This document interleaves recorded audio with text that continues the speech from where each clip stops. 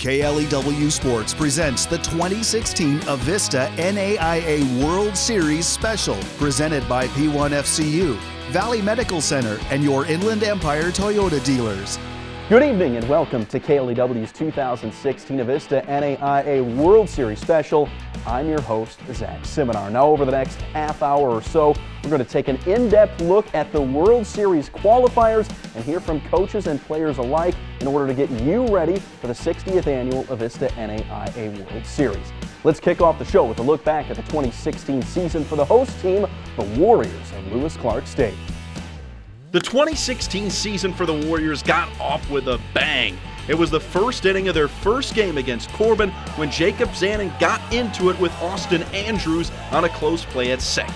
I came in hard to second, unintentionally, and he gave me a little shove, and I was going to let him take it, so I gave him a little push back, and things went on from there. Zanin and Andrews were both banned 4 games by the NAIA, but it didn't seem to slow the Warriors down, who went on to win that contest in their next 12 games after that before dropping their first game to the College of Idaho.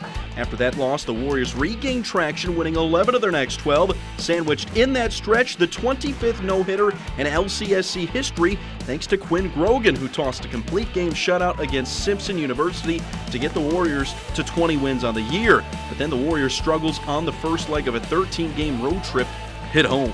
It was kind of hard, staying focused with being on the road and stuff. The Warriors dropped 3 of 4 during that road trip, but managed to stay afloat, going 10-3 once the 13-gamer was all said and done. The Warriors returned home but stumbled again, losing consecutive games at home to British Columbia for the first time in years, but that would be the end of the losing for the Warriors. LC responded with 14 straight wins to close out the season, 6 of those coming at home to roll right into the World Series. We're basically we're defending our home turf, and nobody comes into our house and takes one away from us. And the fact that we're coming up on this World Series and we finished hot, I think that shows that, the guys they're focused and we're ready for it. LCSC wrapped up the season taking the NAIA West Grouping Tournament for the first time in program history and will go into the series riding a 44-inning scoreless streak thanks to a staff that boasts a 2.64 earned run average, and everyone has chipped in.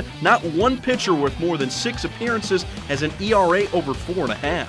And any one of our starters can go out there and be the ace for any other team, so I feel like we're just made up of a bunch of aces. For the Warriors' efforts in the regular season, 6 players garnered postseason accolades, including J.J. Robinson, who was named the NAIA West Player of the Year.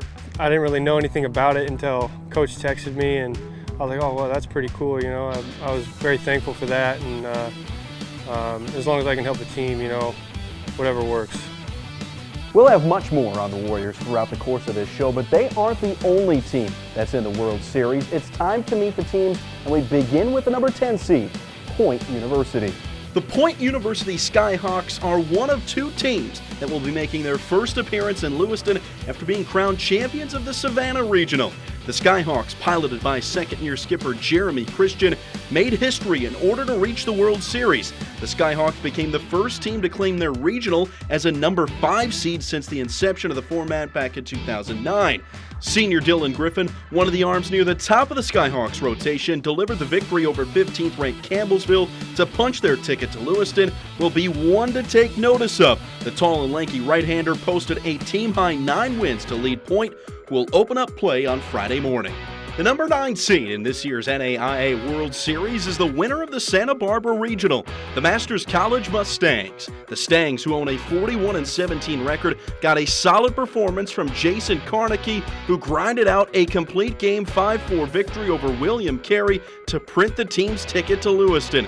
The appearance for the Mustangs is their 3rd in program history and first since 2013.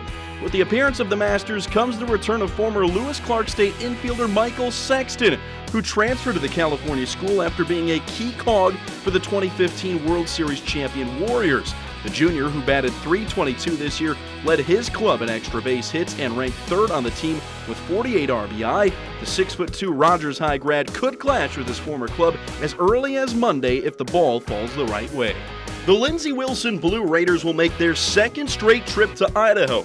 this year as a number 8 seed after winning the Lawrenceville Regional in the most thrilling way imaginable. The Blue Raiders walked off winners in the bottom of the 9th of their regional final against top-ranked Georgia Gwinnett thanks to a wild pitch. It was just Georgia Gwinnett's 6th loss of the year.